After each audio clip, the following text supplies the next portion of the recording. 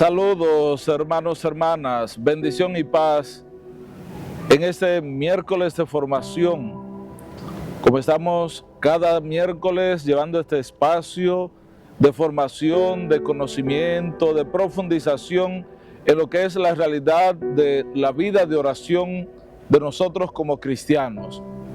Siguiendo la línea que el Papa Francisco ha señalado para este año en preparación al año 2025, que ya decíamos algunos acontecimientos esenciales de nuestra iglesia. Y estamos llevando a cabo estos miércoles de formación a través de mi canal de YouTube, agradeciendo a cada uno de ustedes que siempre van siguiendo nuestro programa, van siguiendo cada una de las cosas que vamos presentándoles como una manifestación de querer colaborar con nuestra parte, nuestra vida espiritual. Pues vamos a continuar con esto que vamos viendo, la realidad de la vida de oración. Y decíamos que la experiencia de nuestra vida de oración, nuestro caminar, está identificada, unida a esa necesidad que tenemos cada día de orar. El cristiano, el hombre, la mujer, no puede vivir sin la oración. Necesitamos de esa vida de oración. Y decíamos, señalábamos que el Padre Nuestro es esa oración fundamental, esa oración por excelencia que Dios nos muestra a través de su Hijo Jesús. Jesús enseñó a sus apóstoles a rezar. Y esa oración, esa experiencia de fe, lleva entonces a que cada uno de nosotros podamos vivir más plenamente nuestra vida de oración. Y decíamos que la experiencia de la oración no es solo una repetición de palabras. La oración no es el tú recitar algo que aprendiste, es una experiencia y manifestación del corazón. Es entrar en intimidad, en encuentro con Dios. Y la oración del Padre Nuestro, decíamos, es la oración por excelencia que se nos ha dado. Y esta está dividida en dos partes. La primera parte se nos invita a dirigirnos a Dios. Padre nuestro que estás en los cielos, santificado sea tu nombre. Venga a nosotros tu reino. Hágase tu voluntad en la tierra como en el cielo. Mateo 6, 9, 10. Esa primera parte de esa oración por excelencia dirigida al Padre, reconociendo a Dios nuestro Padre como el que está por encima de todo. Esa experiencia de cercanía, de amor de Dios, pero también reconocimiento de ese Padre común que tenemos todos, Dios como nuestro Padre, y a Él le invocamos, a Él le glorificamos y decimos que su nombre sea santificado, pero también buscamos, señalamos que sea su voluntad, no la nuestra, la que a lo largo de nuestro caminar se desarrolle. En la segunda parte, entonces, nos dirigimos a pedir a Dios lo que necesitamos, tanto en el orden humano como espiritual. Pedir a Dios lo que necesitamos. Por eso decimos, danos hoy nuestro pan de cada día. Esa petición, ese clamar, pedir al Señor por lo que nosotros necesitamos, tanto humano como espiritual. Y también a construir la fraternidad universal, esa realidad de poder reconocer y tener un Padre común. Buscar la reconciliación, la paz. Perdona nuestras ofensas como nosotros perdonamos a los que nos ofenden. No nos dejes caer en la tentación y líbranos del mal. Mateo 6, 11, 13. De manera que esas dos partes de la oración del Padre Nuestro nos llevan a poder entrar en ese contacto profundo con Dios. Dios como nuestro Padre que está en el cielo, al cual glorificamos y exaltamos. Pero ese Dios también a quien dirigimos nuestras plegarias, peticiones, pidiéndole por nuestras necesidades. tanto humana como espiritual, pero también para construir y consolidar la fraternidad entre nosotros. Fíjense entonces, hermanos, hermanas, cuán decisivo es para vivir la fraternidad de esta oración. Cuán definitivo es para vivir esta realidad de la fraternidad, esta oración del Padre Nuestro. Es imposible reconocernos hermanos si sacamos del escenario de nuestra propia historia a Dios como nuestro Padre. Fíjense, es imposible poder reconocernos y llamarnos hermanos si dejamos a Dios de lado, si no lo reconocemos y lo vemos como nuestro Padre común, ese Padre que es principio de unidad en nuestra vida.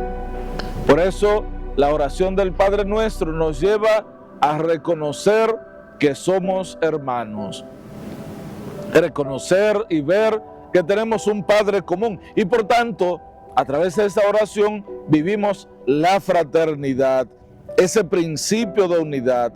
En ese sentido se ha reiterado frecuentemente, el Papa Francisco ha insistido, ha señalado, ha querido enfatizar que al mismo tiempo, dice el Papa, es claro que tampoco las éticas contemporáneas son capaces de generar vínculos auténticos de fraternidad.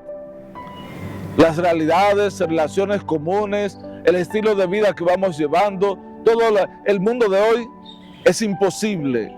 No puede generar vínculos auténticos de fraternidad, ya que una fraternidad privada de una referencia a un Padre común es entonces como un fundamento, no tiene fundamento último. Por eso, Dios como Padre en nuestra vida de oración es el fundamento último de la fraternidad, de nuestra fraternidad.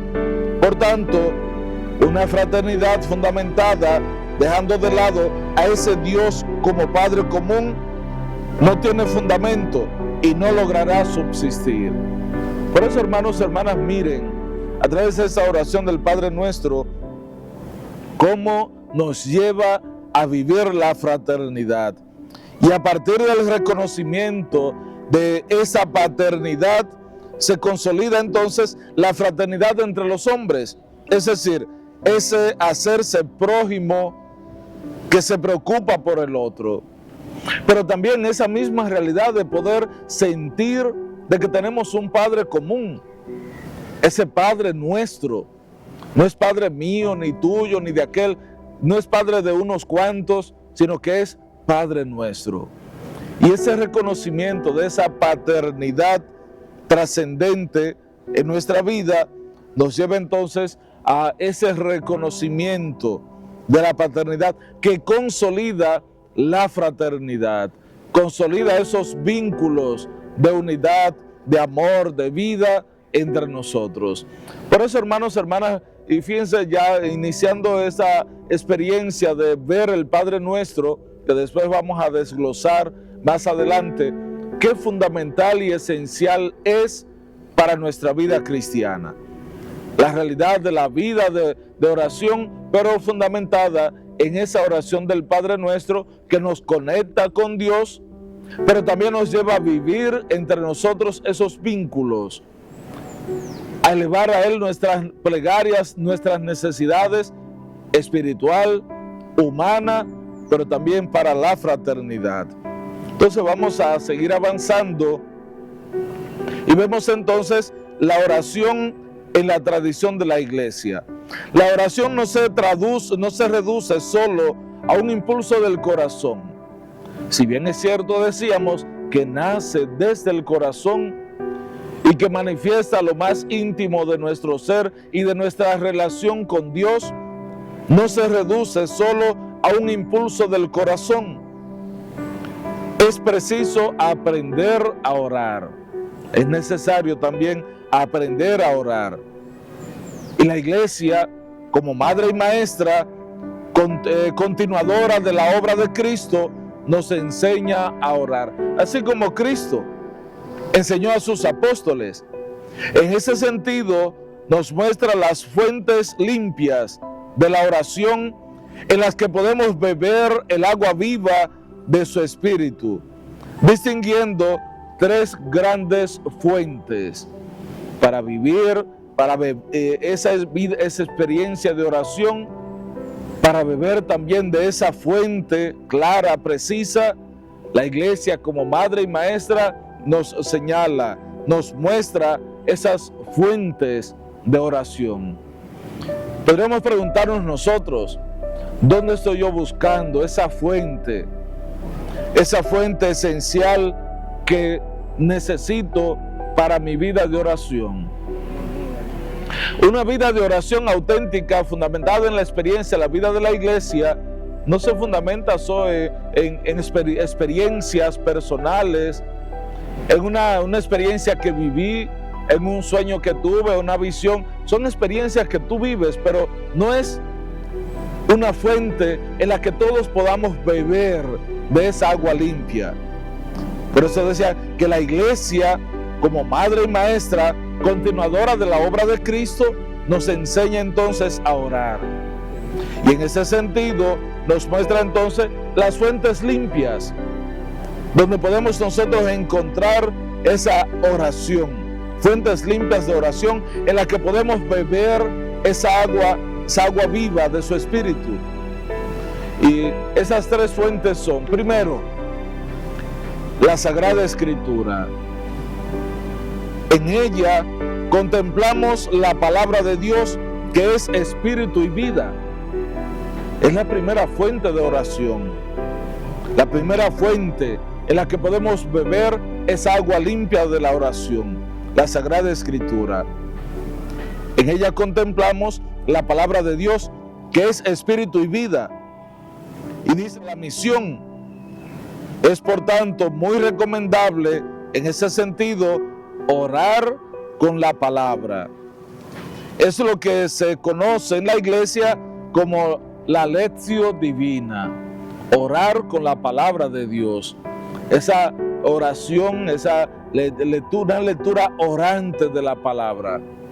No solo leer la Sagrada Escritura como un texto, sino se lee, se relee la palabra, a ver qué me dice esa palabra, cómo puedo aplicar esa palabra a mi vida, y después elevar plegarias, oraciones a Dios a la luz de la palabra. Eso es la Sagrada Escritura, es la lectio divina, esa lectura orante de la palabra de Dios. Y esa es la primera fuente que nos plantea la iglesia, nos presenta para beber de esa agua limpia de la formación de la vida de oración. Una segunda fuente que nos presenta la iglesia es la liturgia. La iglesia, cuando celebra los sacramentos, especialmente la Santa Eucaristía, anuncia, actualiza y comunica el misterio de salvación. Entonces la liturgia, específicamente los sacramentos y la Santa Eucaristía sobre todo, ella anuncia, actualiza y comunica el misterio de la salvación. No obstante, ella no agota el insondable misterio de Cristo, que se continúa en el altar del corazón orante. O sea, no recoge todo ni expresa todo lo que es el misterio de Cristo, sino que lleva también a tu corazón, al altar de tu corazón orante, todo lo que es esa experiencia de vida. Por ello, en estrecha relación con la vida sacramental, tiene mucho valor en la oración la liturgia de las horas. La liturgia de las horas, así como los demás ejercicios de piedad. Esa liturgia de las horas que tenemos, se nos ofrece a través del oficio de lectura, laudes, hora tercia, sexta, nona, víspera, completa, horas, momentos en que desarrollamos esos momentos de oración. Y en la tercera fuente de la que podemos beber esa agua, esa fuente de agua viva de la oración, es las virtudes teologales. Las virtudes teologales, esas virtudes que se nos presentan La puerta de la oración es la fe. Tanto la oración litúrgica como la personal alimentan la esperanza, porque tiene la caridad como fuente, y tiene como fuente la caridad, es decir, todo el amor de Dios manifestado en Cristo Jesús. Por eso, esas realidades de las virtudes teologales, fe, esperanza y caridad, es decir, amor, son esa tercera fuente, las virtudes teologales. Por eso, piensen cómo la oración, la puerta de la oración es la fe. Para tú poder entrar en una experiencia de vida de oración, tienes que tener fe. Una de las virtudes teologales. Y esa oración litúrgica, tanto personal como a nivel de la liturgia, las celebraciones litúrgicas, alimenta la esperanza, que es la segunda virtud teologal. Alimentan la esperanza, tanto tu oración personal como la celebración litúrgica, porque nos llevan a esperar, a poder cada día aguardar esa manifestación del amor de Dios en mí. Nos lleva a mantener la esperanza de que a través de la oración y las experiencias de vida que vamos llevando, podemos adentrarnos más al misterio de salvación que el Señor nos ofrece. Y todo esto se revela y se manifiesta en nuestras vidas a través de la caridad, a través de las buenas obras, a través de lo que tú y yo podamos hacer como manifestación de entrega, de servicio y de amor para con los demás. Fíjense qué hermoso, hermanos, hermanas, eso que nos presenta la Iglesia. Ella, como Madre, Maestra nuestra, nos enseña esas fuentes a las que podemos acercarnos y de ellas beber continuamente en nuestra vida de oración. Vamos a pedir al Señor que Él siga acompañando nuestro caminar, siga instruyéndonos, formándonos en esa vida de oración, y que podamos tú y yo, a través de nuestra vida, profundizar y adentrarnos más en ese misterio de amor.